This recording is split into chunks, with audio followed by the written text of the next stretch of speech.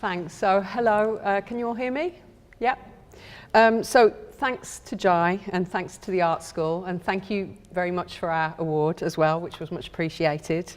It's a real pleasure to speak at an art school. My previous organisation, which I'll talk about a little bit tonight, or at least I'll talk about some of the projects that took place there, Spike Island in Bristol, it had an art school within it. So art schools are places that I feel at home in and that give me good energy and good inspiration, which makes me think that every city should have an art school. I think they're places that are about changing what the future can be by imagining different and hopefully better possibilities.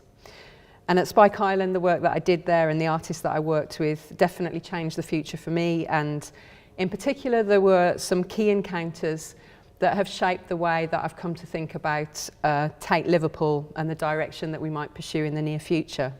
So the title of the talk, Learning from Artists, is a very literal one.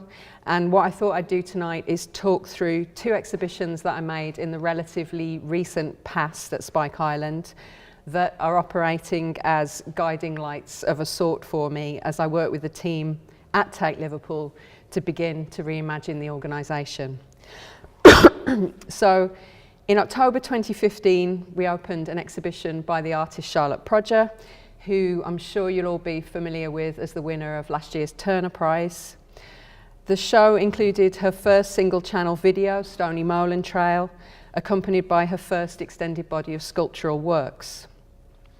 So what we tried to do with the programme at Spike was to give artists a first significant platform and to try to use what's a generously scaled space, and you'll see some images in a minute, and sometimes a dauntingly scaled space, especially for early career artists, to encourage the people we work with to experiment, either with work at a larger scale than they might typically be used to, or to bring together a wider body of work than they would previously have been able to when working in what are typically more modestly sized spaces for younger artists.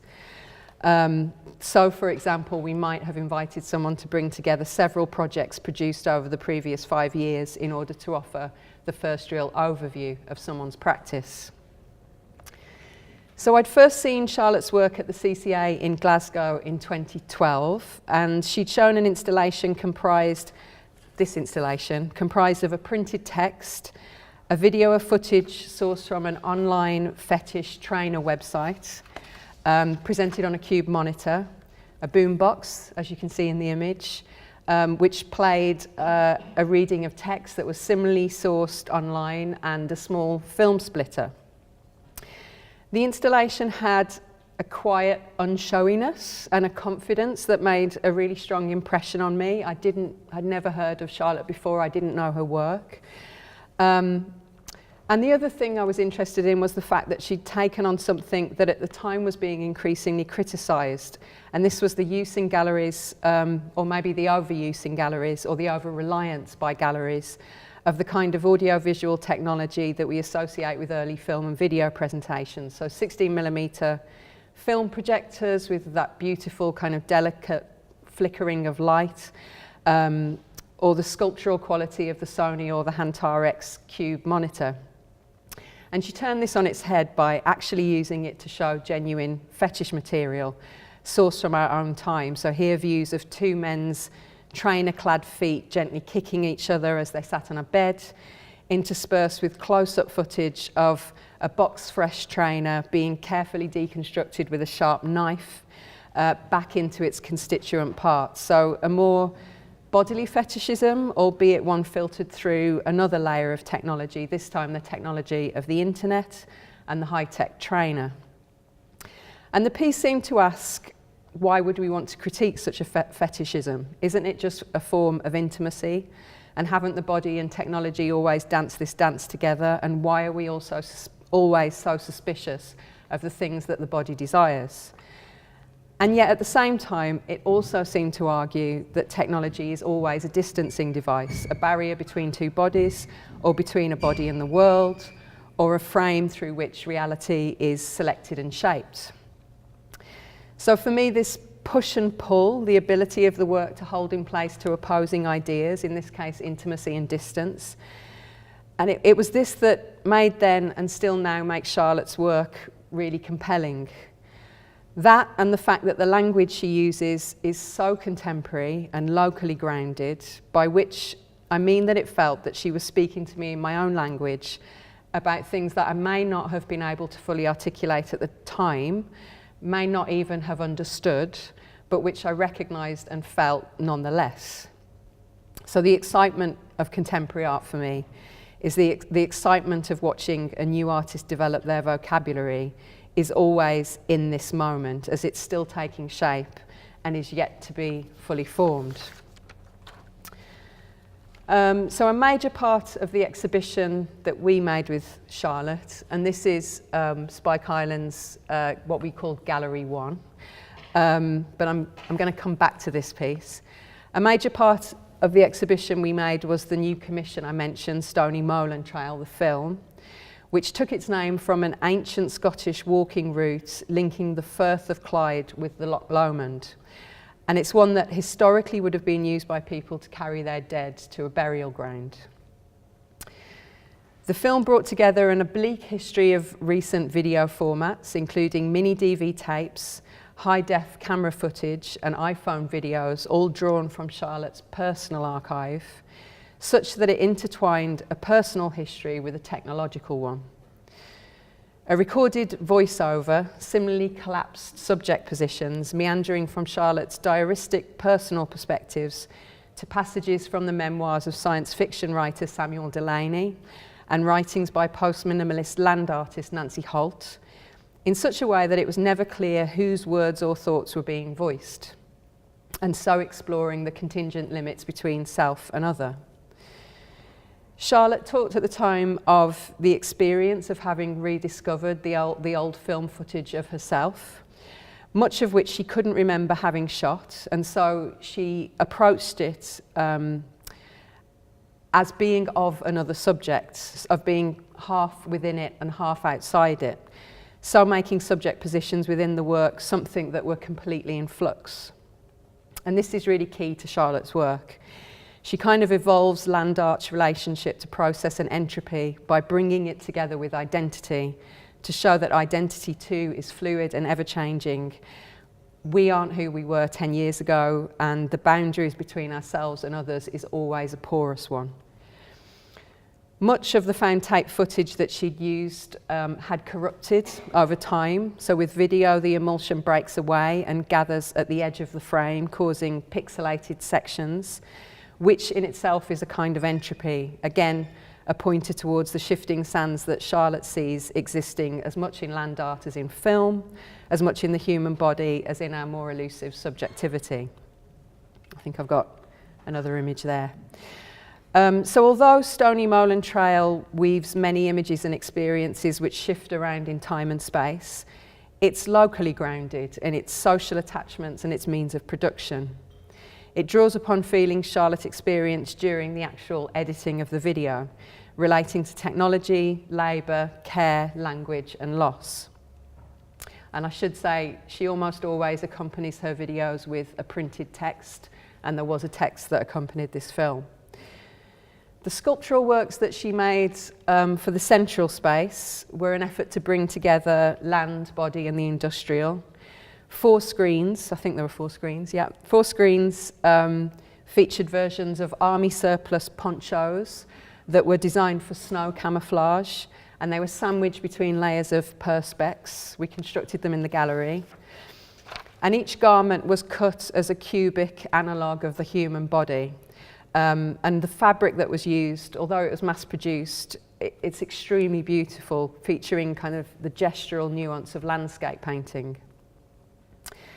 So it's this local grounding in a time and a place, but also in a social, historical, political, technological and industrial context, which is not a fixed state of affairs, but a process, and Charlotte's foregrounding of the ways in which we're all inextricably intertwined, interrelated and interdependent, such that our identity and the identity of the places in which we live are in flux. These are all things that I want to carry over into thinking about Tate Liverpool and the mantle it was given of being Tate of the North. Though born in England, Charlotte grew up in and still lives and works in Scotland. I was recently part of the selection committee for Scotland in Venice, and so was able to see Charlotte's proposal for the Scottish Pavilion there at a very early stage. And without giving too much away, and of course the project may have changed completely since her first set of ideas for it, she had written in that proposal of the idea of the North and wanting to grapple with what that might mean in the new work that she'll be presenting there when the biennial opens in May. I haven't stopped thinking about this intriguing morsel since, and I can't wait to see how she brings that question into play there. I've been itching to be in touch with her and find out what she's thinking about it, but have been trying to avoid doing so because I'm sure she's incredibly busy and probably very stressed out. For me though, in thinking about Liverpool specifically and the North generally, the question is what, if anything, might be constant in an expression of identity and what's subject to change? How might you deal with the question of place and the people of that place without becoming essentialist? I thought it would be useful, if I can get the technology to work, I'm sure I can, to show a really brief 2-minute clip from her film Bridget, for which she was awarded the Turner Prize, which makes this fluid expression of identity in her work quite explicit by looking at the different names that were adopted for the ancient female goddess Bridget across time and space. So it's just a couple of minutes.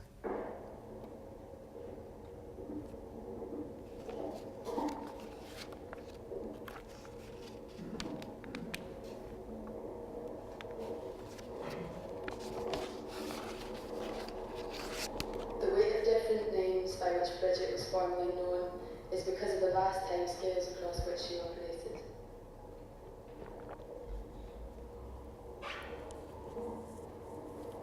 In her oldest Stone Age form, Bridget couldn't possibly have been her name, because her Neolithic contemporaries all had one-syllable names.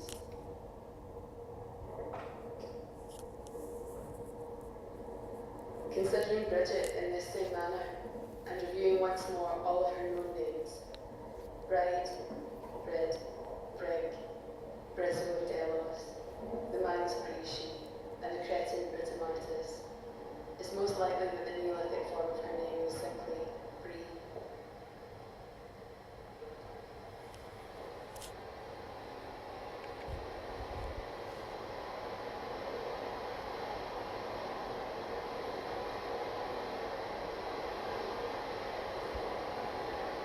One of the great difficulties facing anyone who attempts to unravel the problems of the ancient world is that of names. The deities of antiquity have a very great number of names. Not only were they known by different names in different places, but they often had at least 3 different phases: old, middle-aged, and young, which were all known by different names in one place.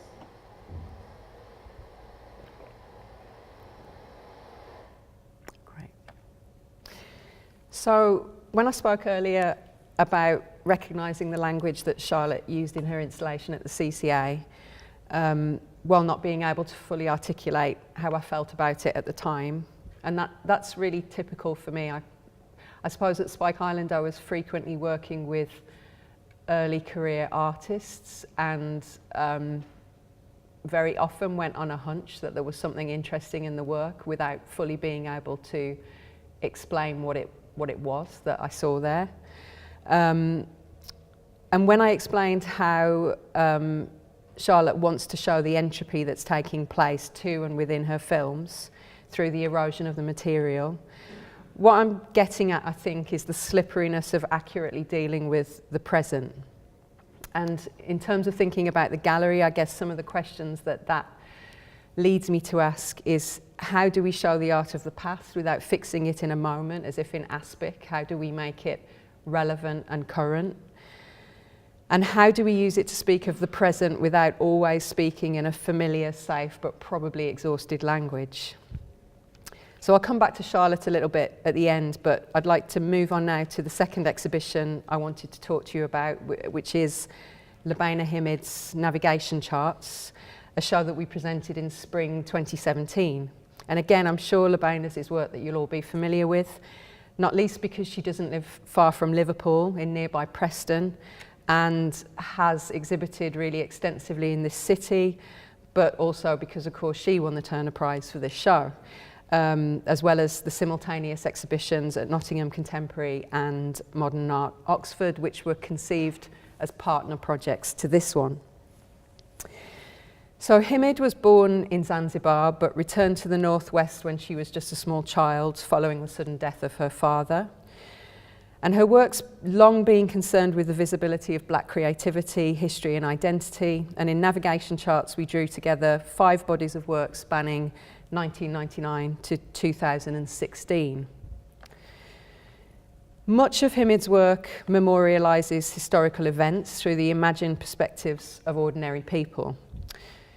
She said herself that her work centres on the narratives of insignificant people engaged in the struggle to manage their everyday lives, lived as part of monumental and global strategies for power and wealth. And the exhibition had a particular resonance at Spike Island, which was based in a former tea packing factory on Bristol's harbour side. And very much like Liverpool, Bristol was a major port at the height of the slave trade, exporting cloth, importing tea, tobacco and other goods from the colonies, with much of the city's wealth coming from its involvement in the slave trade. So Naming the Money, which is the piece that we see here, was the largest installation in the exhibition. It had been shown only once before in its entirety. It comprises 100 life-size painted figures on freestanding wooden grounds. And these figures are depicted as shoe, toy and map makers, drummers, dog trainers, ceramicists, herbalists, viola da gamba players, dancers and painters. So there are 10 different forms of activity or labour, but each depicted individually. Himid was initially trained as a set designer and had a particular interest in street theatre. And these vibrantly coloured stylised cutouts, as she calls them, were positioned across a large space such that visitors could choose to stand back and view them en masse, or walk among them and encounter each one as an individual. The figures represent Africans brought to Europe as servants in the 17th century, a process during which they would have been given new names and new roles. And this experience of displacement, of having to forge a new identity, isn't an experience that's restricted to a specific historic moment. It isn't past. And in this show, we wanted to allow for time travel. We wanted visitors to imaginatively project into the experience of the present-day refugee or immigrant. And in the run-up to the show, so the period in which I was talking to Lubaina about the exhibition, the European migrant crisis was at its height, and the evening news pretty much every night was showing footage of huge processions of increasingly desperate people carrying their belongings and their children, and being frequently turned back at borders. And we wanted the parallels between these groups of people who had little or no choice, but to give up their identities and lives to start again in new places far from their homes, to be quite clearly implied. We weren't simply commenting on a moment of history that's safely removed from our present history. We wanted to talk about our own contemporary situation and to provoke visitors to consider their own positions relative to this. We wanted to break down the sense of self and other, instead giving people the opportunity to literally stand within and amongst this group of people from another place.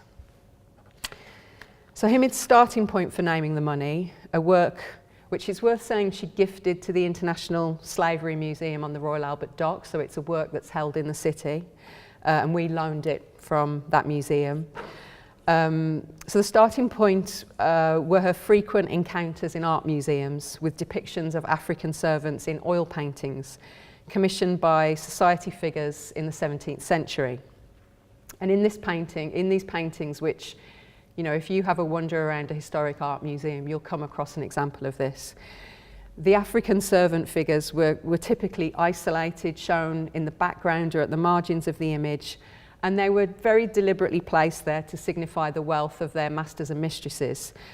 Since to have an African servant at that time, I mean, we use the word servant, but they were brought here as slaves, it was very expensive. So those servant figures are never named in those paintings. Typically, the name of the painting is the name of the person who commissioned it. There's no information in those paintings about their interests, their relationships. So at most, the labour that they were required to carry out was hinted at in some way. Someone might have been carrying a tray or looking after dogs for someone. And what Himid wanted to do was to return to these people their identities, to rescue them from being reduced to symbols of conspicuous consumption. So she positioned 100 such servants centre stage and made clear through her own paintings of them their creativity and their independence. There's also an accompanying soundtrack to this piece, which you wouldn't know unless you'd experienced it. It obviously doesn't carry on a photograph of the work. And the soundtrack features music, some of it very upbeat, some of it quite melancholic. And it ranges from Cuban, Irish, Jewish, African music. And the point of this for Lebena is to suggest the cultural wealth contributed to and shared by different people over many, many years. So another quote from Lebena, she said of this work that naming the money tries to bring all the old dialogues I've had in my work about the injustice of slavery and the neglect of black histories, and interweave them with new conversations about belonging, integration and migration, and the struggle to make visible and real a recognition of the rich and complicated contribution to the culture and the economy made by those who have come from somewhere else. Moving on, the work on the left of this image, the horizontal and vertical rows of small square canvases, and the brass plaque that you can just vaguely see at the back is Cotton.com, a work from 2002, which is really interesting to me because I learned a new history which is about this place. So it was inspired by a little-known act of solidarity enacted by Manchester mill workers at the time of the American Civil War in the 1860s. As President Lincoln moved to abolish slavery in the southern states of America, raw cotton supplies from the plantations to British mills dried up, and this resulted in mass unemployment across Manchester and Lancashire, an event known as the Cotton Famine. And yet, despite the high personal costs, so this was at a time at which there was no welfare state, the workers formed unions who were aware of the enforced and often brutal labour conditions in which cotton was being picked, and they passed a motion in support of Lincoln's efforts to end slavery. And it's worth contrasting this with the owners of the mills, who were not in the kind of precarious situations that the workers were. So the workers, if they lost hours, they lost their jobs, they literally couldn't feed themselves and people were starving. But the mill owners, meanwhile, were lobbying the British government to become involved in the war with a view to ending it in favour of the southern states. So their priority was to get the cotton industry moving again, whatever the cost to enslaved peoples. So in Cotton.com, Himid imagines a conversation carried out between labourers on both sides of the Atlantic, an exchange dependent not upon language but on pattern. And pattern plays a really important part in Himid's painterly grammar, something that we understand is too often regarded as being feminine or merely decorative, but in her work it operates as a means of non-literal communication. Another quote from Lebena. I love the language of pattern, its immense potential for movement, illusion, colour experiments and subliminal political messaging. This is just part of the exploration of how to imply invisible influences without explanation, but without slipping into the abstract. The patterns are narratives. And this is a work that's completed by the text on the back wall, on the brass plaque, which is quite complicated to explain. I hope you'll understand what I'm saying. It's a text that was adapted from a note that was scribbled in a journal written by a male British plantation inspector. It was something Lebena came across as she was researching the period. And the text is a kind of perverse romanticisation of the enforced labour of this woman who he observed in the fields while he was checking up to see how the plantation was running for the people who'd invested in it back in the UK. And what Himid did was to take these words that he had written about her and simply give them back to the unnamed woman and have her speak them from her own point of view.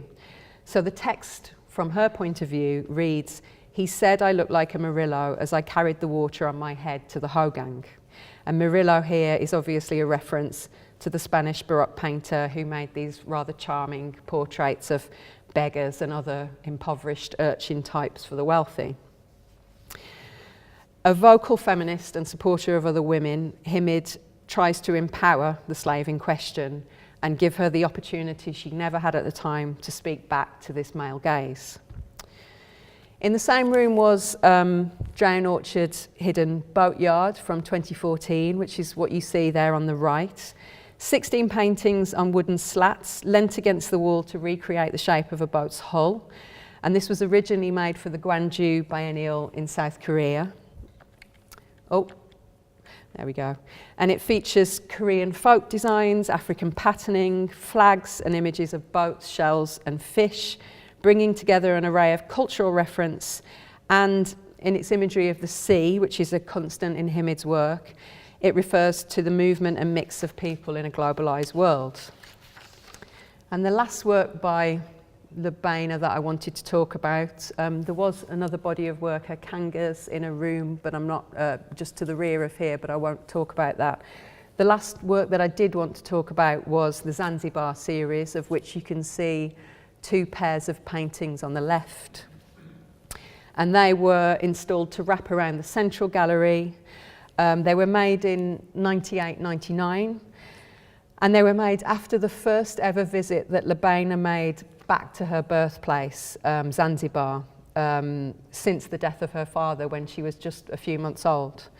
And they're semi-abstract works, deeply personal, communicating a painful sense of place, memory and loss.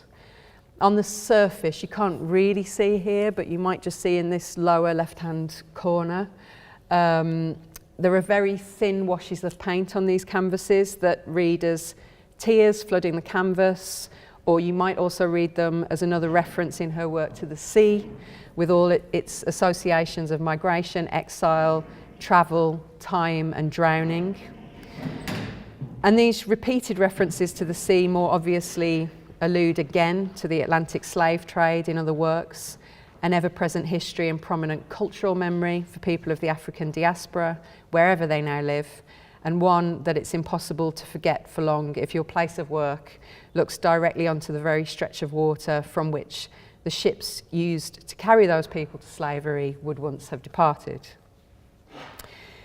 So if I move on now to talk about really early formative plans for Tate Liverpool, it might become clear how the experience of working with these 2 artists, as well as too many others to talk about tonight, helped me shape an idea of what I would like to see us move towards, and some of the things that we need to consider as we do. And I'd really like to hear your thoughts on this when we open for questions, because we're still thinking it through and working it out. So my starting point for thinking about the next 5 years at Tate Liverpool was initially to get back to basics, to construct a new vision around Tate Liverpool's historic core purpose. The problem for me when I tried to do that is that I think that core purpose has become blurred, and especially in relation to Tate's 3 other venues. So Tate Liverpool was the second Tate after Tate Britain, and I think in particular after Tate Modern was built, which had a very, very similar mission to Tate Liverpool's, its purpose has become muddied. So Tate Modern focuses on international, modern and contemporary art. Tate Britain is the home of British art from 1500 to the present day. Tate St Ives is built around the legacy of the St Ives School and British modernism. So 3 clearly differentiated stories that are held together by access to the national collection. So what's Tate Liverpool's story? One description sometimes used, one I've mentioned earlier, is Tate of the North, which is not something Tate ever called itself. It was a title given to it. And I think it's strong. I think it could be a reason for being, although it doesn't tell a story about art in the same way that the other galleries do. The website, when I looked at it very, very early on, just says British and International Contemporary Art. And a visitor had commented about this on TripAdvisor and described it as a potted version of the London Tates. And I really worried that this was way too apologetic and that it runs the risk of making Tate Liverpool read as something secondary, which is not at all how Tate thinks about it. So what I want to propose is that with the team at Tate Liverpool, we need to set about developing a clear identity and narrative that enables us to tell a story of modern and contemporary art through the lens of Liverpool and the North. We need to bring in that local grounding and engagement with identity that's so present in Charlotte and Labaina's work. And this needs to be consistent with and complementary to the approaches of the other Tate galleries, but it needs to be distinct. It should allow us to bring new perspectives to bear on the collection and the way that it can be used. It should be a move that's seen as being bold within the sector. It should really excite regular visitors and make them want to come back, and it should attract new ones from all over the world. It should build long-term trusted relationships with local communities, and it should allow us to build new partnerships and to embark on new scholarship and research. So if we're thinking about Liverpool and the North, what kind of stories could be relevant? Liverpool, as you'll all know, is a dynamic young working city, and despite a majority white British population, historically it's been a melting pot. For me, if multiculturalism in Britain started anywhere, I think it probably started here, due to the city's role as a port. The UK's oldest Black and Chinese populations are in Liverpool. Over half of all Liverpudlians have Irish heritage, and a Welsh friend recently told me that Liverpool is often referred to as the capital of North Wales. And in my experience, I certainly think of Liverpool as being the least English of the major English cities. Through Liverpool, the UK traded with the USA, Africa and the West Indies, and later began to trade with India, China and Southeast Asia. And trade with these places shaped the development of art, not just here but all over the world, and it shaped the North, it shaped our industrial landscape. Meanwhile, post-colonial narratives have been central to artistic discourse for well over half a century now, and they've utterly changed the way that art history is taught and the way that museums collect and interpret. And yet, I can't think of a major art museum anywhere in the world in which these stories have been given real prominence in the long term. Tate Modern does some of this, but among many other narratives. Tate Britain seeks to complicate ideas of Britishness, but without much recourse to work from other parts of the world. It's really focused on British art. If then we think about the impact that migration, identity politics, colonialism, diasporic communities, transnationalism and globalism have had, and how art history has shifted so radically from this orderly progression through a Western canon to what's now a very pluralistic and contested one, then this, it seems to me, is really the story of our time and one that's intrinsic to this place. And as such, these stories relate to those stories Liverpool tells about itself. It ties in strongly to the origins of many of the other collections in Liverpool's museums, to the foundations of many of our communities and to our social history. At the same time as building this idea of a museum that can deal with post-colonial legacies, I also feel the need to think carefully about what this expression Tate of the North could mean and what our responsibilities might be to look at how art relates to other parts of the big story of this place. The role of museums is changing, as are the expectations of their publics. Our society and our politics are under strain, as is only too clear today. Britain's relationship with the rest of the world is changing and is less clear than ever. We need to be able to hold a space then in our museums for cross-cultural conversations, to shape a museum that can operate as a catalyst for the community and one that reflects people's lived experience back to them. So telling too much of an international story, if it doesn't have a conversation with what's happening on the ground in Liverpool and the north, has the potential to lack social relevance, and worse, it has the potential to antagonise, which is not what we're trying to do.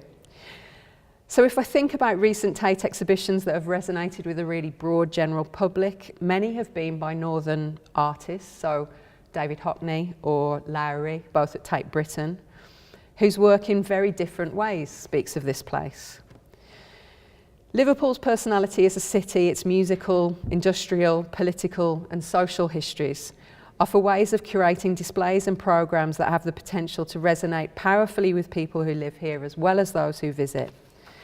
And so I'm looking for ways in which Tate Liverpool can intertwine global and local conversations, and not to regard them as two sides of a coin or as binary oppositions, and at the same time to explore the kind of continuities and discontinuities between cultures and times. And to do this well is a challenge. To do it well, we need to acknowledge that our identity is fluid, is shifting, which is a lesson that Charlotte's work teaches us. We need to acknowledge and celebrate the great wealth of cultural riches that comes from the mix of people and cultures in our modern world, something that Lebana seeks to remind us of. To achieve this at Tate Liverpool will be no mean feat, and I'm not yet sure what it's going to look like, but we're beginning to chart a path, one that will begin with an increasingly diverse programme, one that very consciously seeks to challenge the Western canon. And this will begin to be visible from the end of this month when we open American artist Arthur Jafer's film Love is the Message is Death in the Wolfson Gallery on the ground floor at Tate Liverpool. And this, for those who don't know it, is a 7-minute film which gives a portrait of Black American identity expressed through archival and viral internet footage, as well as the artist's own footage of his family. The work alternates scenes of everyday life, among which are acts of racism, and clips including musical performances and sporting excellence, demonstrating the resilience and creativity of Black culture in a way that echoes Lebana Hamid's Naming the Money. In the coming year, we'll show artists from South Africa and Latin America, and we'll host a major conference looking at art from Shanghai. Within this global perspective, we'll look for ways to connect to and reflect the North and what's relevant to people here, and we'll look for more ways to tell the art history of this place and to show those artists who were born here or who have spent significant periods of their life here. And that's probably as much as I can say at this stage, because as I've already said, we're still working out what this looks like. But maybe it's a good time to hand over and for me to try to answer any questions you have and to hear what you think about that as a proposition. So over to you.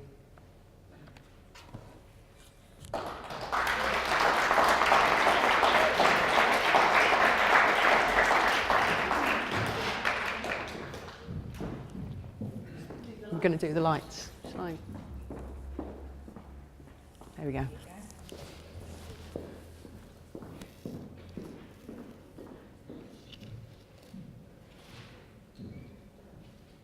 Anything? Yeah. I'd like to ask, given that in the past we have had a Lowry focus show and David Hockney 2 shows, I think, and they were extremely popular when attended.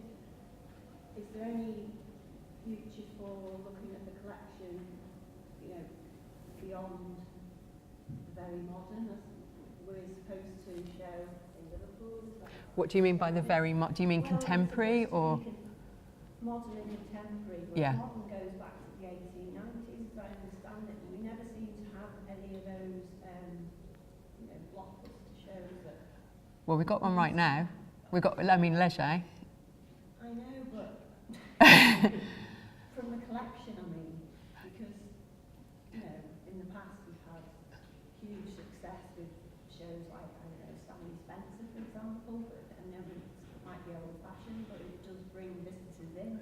I think it's about creating a balanced programme that might bring some of that work in, and ideally rethink it. So ideally not present the same story about those artists. So we are looking at an idea, for example, which might bring together Howard Hodgkin, David Hockney, and who's the other? Peter Blake. Again, artists that Tate Liverpool is really familiar with, but looking at a very particular moment in the early 70s at which they all went on holiday together. They made work together which they intended to exhibit and never did for one reason or another. And it was right at the start of, it was just at that moment before the AIDS crisis really exploded. And the next thing Howard Hodgkin did after that week away in California with his friends was to illustrate a book written by Susan Sontag, which was about the developing AIDS crisis. So it's about, and I don't think many, I mean, people know that Hockney was a gay artist, but people sort of fuzz over that a little bit. So it's about, can we show those artists that we think we know and love in a way that looks at them from a slightly different perspective? I'm not that interested in repeating things that have already been done, or just proclaiming them to be the masters in some way, because their work is great, but so is the work of many, many other people who are not seen in that light, you know, who are not held up at that level. So I think it is definitely about encouraging people to come to the art gallery because they're certain they're going to see something they like, and they feel that makes them feel comfortable, and we want people to feel comfortable. But at the same time, trying to challenge them a little bit as well and push their comfort zones a little bit.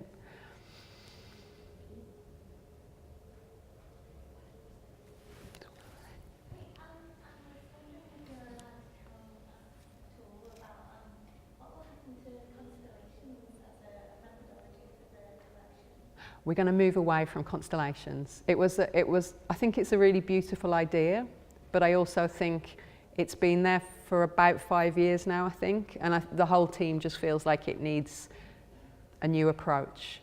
So we're having a discussion now which is about how do we want to rethink the collection displays, and that's going to take us some time to do. So there will be refreshes to collection displays in the interim, but I think it's probably going to take us until about 2021 for you to see the results of what we're working out. We're definitely not there yet. But I would like for there to be a moment when we perhaps rehang the collection. And again, we're working out how possible that is, because we have essentially 4 galleries of collections work, and it's quite difficult to close it all down at once. But on the other hand, if you close some of it down and rehang it and then open it, you don't have that moment where it all suddenly feels fresh, which is something we'd like. So yeah, we've got a bit of thinking to do.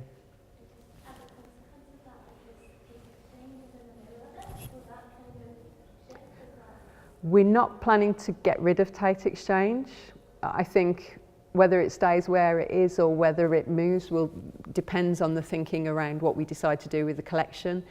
But actually, I mean, what we've done in the space adjacent to Tate Exchange is to make a display there which is very focused around schools, and we actually developed it with schools. So the curatorial team and the learning team worked with primary school teachers, and they made a selection of works from the collection that primary school teachers felt would allow them to teach the whole curriculum. And the idea is that groups of, or whole classes of primary school pupils will come and spend a week at Tate Liverpool and actually be in residency there and use the works in that display to have their everyday lessons and to talk about art at the same time, which I like a lot and which has gone down incredibly well with primary school teachers.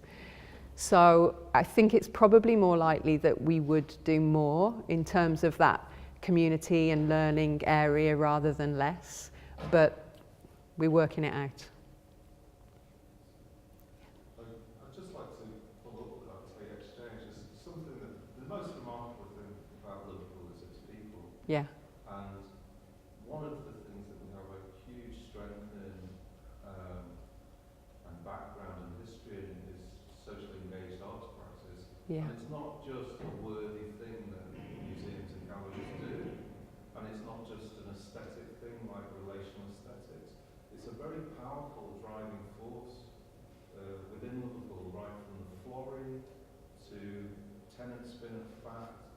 to Granby 4 Street and assembled. And I think that activation of the citizens of Liverpool is an important thing that all of the cultural institutions of Liverpool should be involved in. I agree, and I think Tate Exchange does it really well. I mean, it's a really busy, well-used space. We have a lot of people who want to use it, and there are a lot of good conversations which go on between the people who use it and our teams.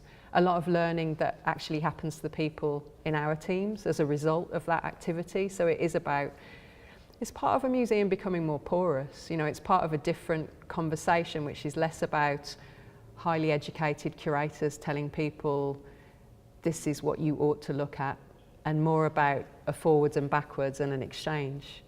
So yeah, Tate Exchange Tate Exchange is difficult to run. You know, it puts a lot of pressures on the museum and on the people in it, because the workload from that is immense. You're dealing with different people all of the time with different needs, different requirements, having to negotiate the relationship between what they want to do and what our public expects of the museums on a very, very rapid fire basis. So I think there's a risk that it gets seen as an empty space into which we can just drop things very, very easily, when it's absolutely the opposite. It's much easier to hang a collection display and it sits there quietly and does what it does. But the work it's worth it. It's worth the effort.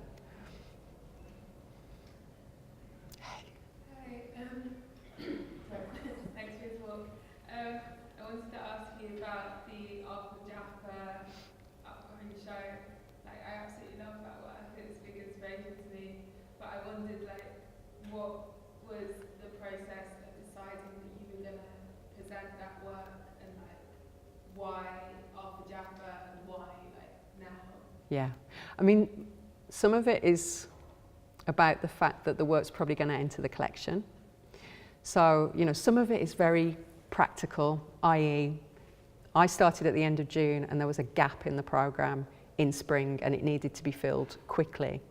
I similarly had seen the work previously and thought it was an amazing work, really strong, and something that hadn't yet been shown in Britain outside London, which was a pity. And it just seemed relevant to this site. So we decided to bring it. It's kind of as straightforward as that. We brought it into the museum, we showed it to the staff team, everybody thought it was strong, everybody thought audiences here would respond to it, so we decided to do it. And it had to be a fast decision because our deadlines were rolling, but it felt like the right decision. It's a really great work.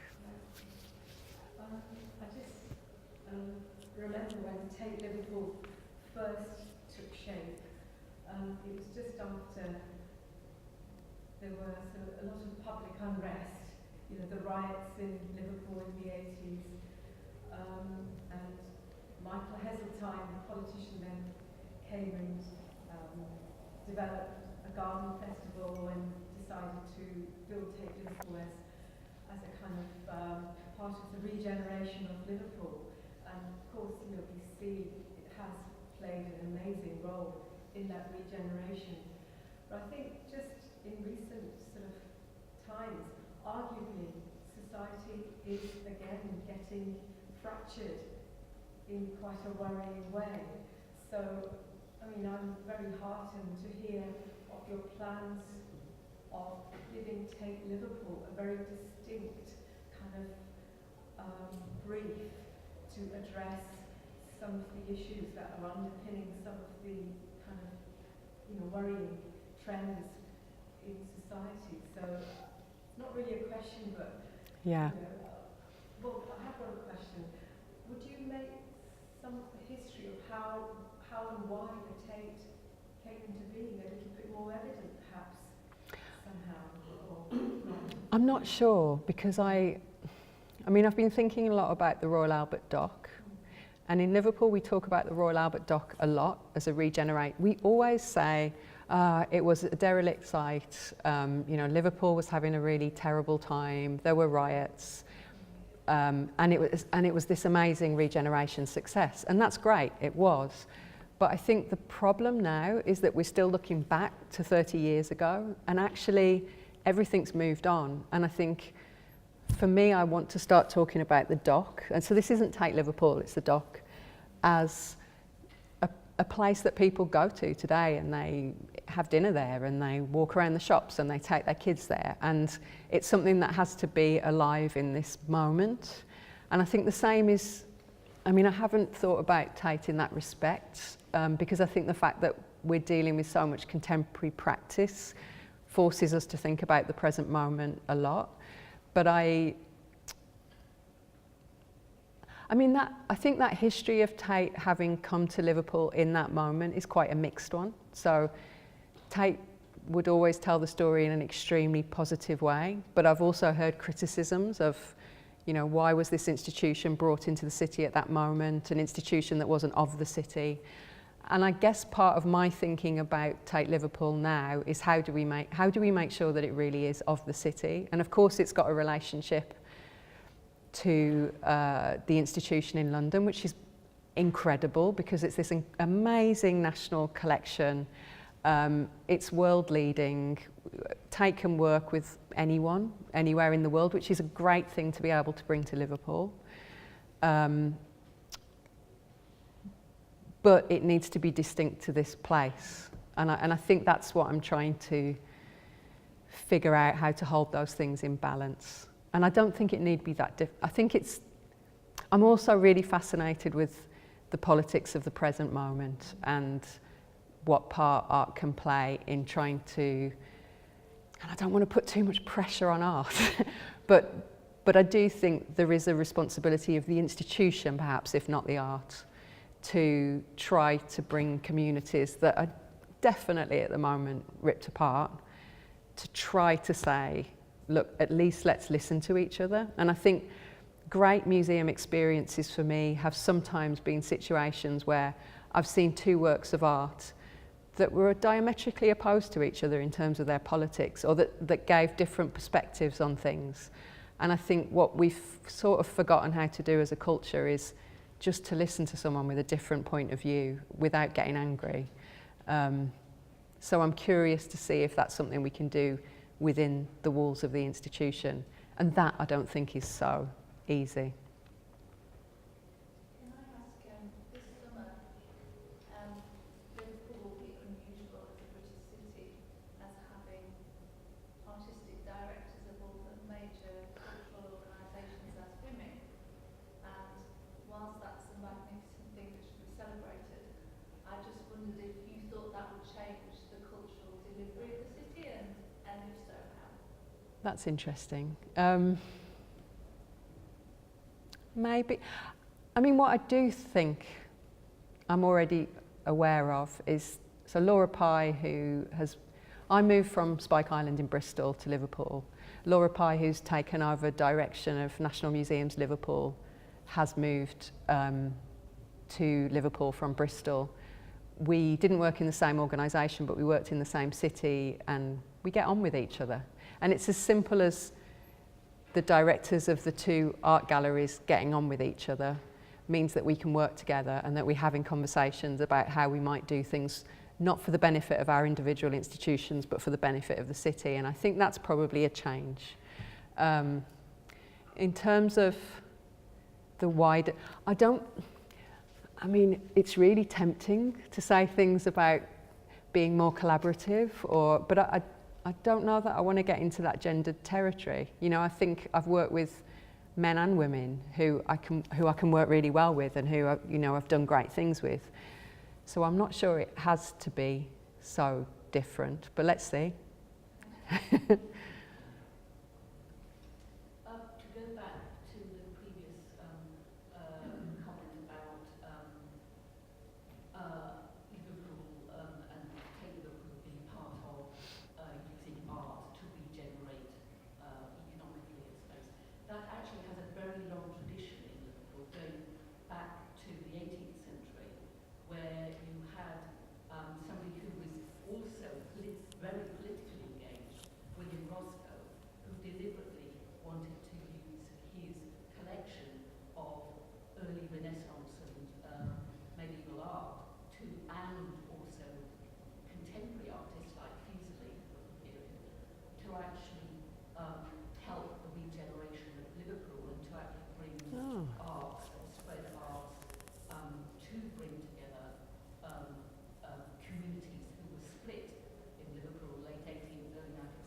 Yeah. over the slave trade and over Liverpool's position in the slave trade.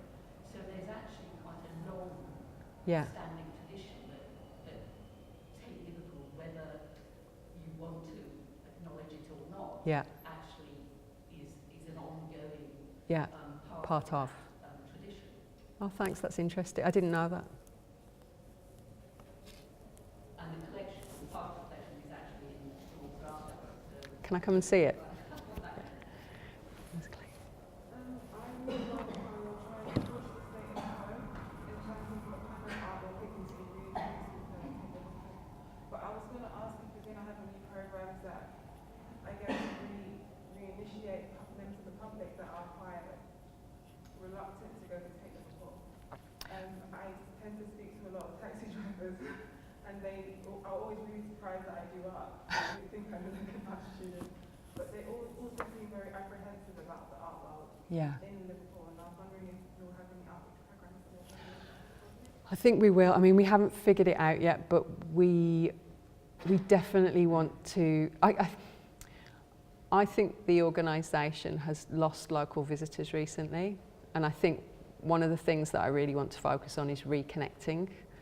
And taxi drivers are key to that. Because I think you can really tell the character of a city by its taxi drivers. And Liverpool's got good taxi drivers, and it's got really chatty taxi drivers. They really like to talk to you. And I remember coming to Liverpool for one of the biennials. Actually, I don't know what it was for, but I came to Liverpool, I got off at Lime Street Station, and I got in, not knowing the city at all, or how far it was, I just decided to get into a taxi and say, will you take me to Tate Liverpool? And on the way, the taxi driver started talking to me about the show that was on at Tate Liverpool, and I was really surprised and asked him how did he know about what was happening, and was he an art lover, etc., etc. And Tate used to do breakfasts for taxi drivers. And I went back to Bristol and said, we have to start doing breakfast for taxi drivers, because you get to a city and the taxi driver will tell you everything that's going on in the city. He'll take you where you need to be. And I thought it was the most incredible thing. And he said to me that he loved it because people gave him better tips because they were so impressed with the service that they're given. So I have been nagging a bit about that, about let's get the taxi drivers back in again. Again, it's something that we're working on, but I think it's important. It's something I want to do. Those of us here at Liverpool School of Art and Design enjoy having a formal relationship with Tate. And I was just wondering, is there anything from us that you think we should be doing to enhance that, or something you're not receiving from us?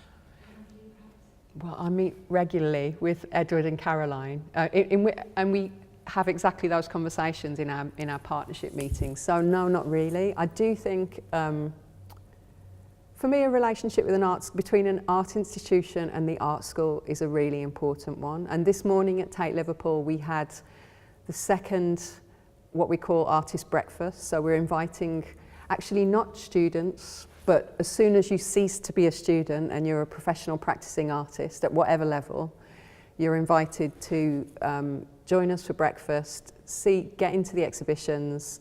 And this morning we did a very simple, does anybody, parish notices, does anybody want to share any news about exhibitions or opportunities?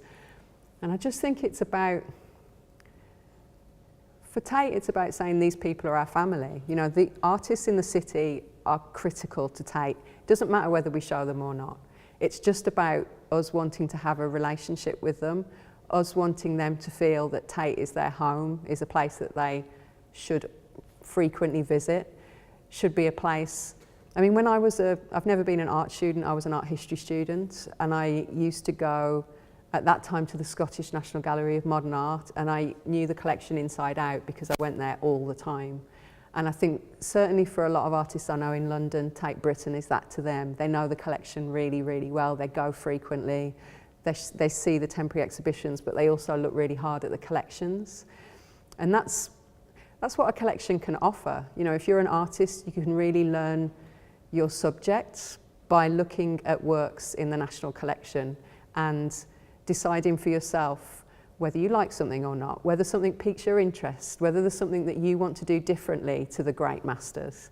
And if we're not bringing artists in and really saying this is your place, then we're definitely doing something wrong. So in terms of the relationship with the art school, I want students to be coming to Tate while they're here, so that when they cease to be a student, we can maintain that relationship. And I also think, having lived in London and Bristol and seen how the property, you know, the rising value of property in those cities just decimates the way artists can operate. Whereas in Liverpool, it's cheap to live here and it's cheap to get space. And one of the first things I did when I moved here was to spend a day walking around artist-led spaces with a young artist. And I was just so bowled over by the energy. You know, there was so much going on, so many people involved. I went to at least 10 spaces, I think, in one day, which you couldn't do in Bristol. There was kind of one space left, pretty much, and there was a space that we kind of housed an artist-led space within Spike Island. And that was the only way for them to keep going, because they got space without rent. So for me, there's a massive opportunity in Liverpool, which is to shout to artists living in other places and to shout to students, to say, stay in Liverpool because you can operate here as an artist, and in many other places in Britain, you just can't do it economically. But also to say to artists in other places, if you move here, you can live reasonably well and you can probably rent a studio space, or with friends, you might want to set up a gallery space. It's totally possible, and I don't think we shout about it enough. So it'd be great to do more on that front. Anything else? Is there a last, what time? Yeah, we're at 25 to 7 now, so we should probably, one last. Yeah, it's another question about collaboration, really, and the collaborative partnership between Tate and the art school in particular at LJMU. I was invited to curate the first independent exhibition at Tate in January '89. Yeah. Of new Russian artists on the half-completed top floor of the Tate at the time. And we initiated the first collaborative post at Tate in 1991 to work across the education programme. So my question is about staff collaboration, really. One of the things that we're involved in the university at the moment is the lead up to the Research Excellence Framework, the REF 2021. And I was wondering if you have a vision with your directorship of the potential for collaborative project partnerships with staff in the art school. Not yet, because I think the focus is really on figuring out a new framework for exhibitions and displays, but we do have a collaborative post. So Michael Birchall, who teaches at LJMU and is our curator of public practice, which is, i.e. socially engaged practice, already works with us and already delivers programs and projects into Tate Liverpool. And I think in terms of other things, I think it's probably where, so we definitely acknowledge there are areas where our quite small curatorial team doesn't have the level of expertise that we need. And I think where we want to do something and we don't have the expertise, we probably shouldn't let that stop us. We should probably go out and look for someone who does have the expertise. And certainly a place that we would go and look would be our university partners. So I think there's no clear strategy yet. There's no clear sense of we will definitely do A, B or C, but there's definitely an understanding that where our audiences can benefit from us bringing in better expertise or more expertise than we have on the staff team, we do that. Okay. It's probably, that's probably time to finish. So I'd like to really thank all of you very, very much for coming here, and also thank you so very, Thank very you. much, Helen. That was really fantastic. Thank you so much. Thanks.